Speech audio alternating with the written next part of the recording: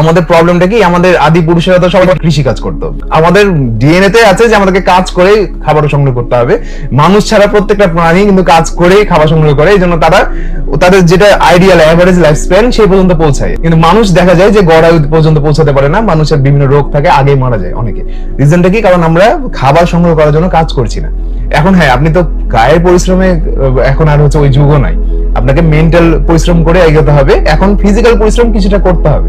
আপনি যেহেতু এখন আর শিকার করছেন না, কৃষি কাজ করছেন না, তো এখন কি করতে হবে? ওই সাপোর্টটাকে দেওয়ার জন্য কিছুটা হচ্ছে ফিজিক্যাল পেন দিতে হবে আপনার শরীরকে।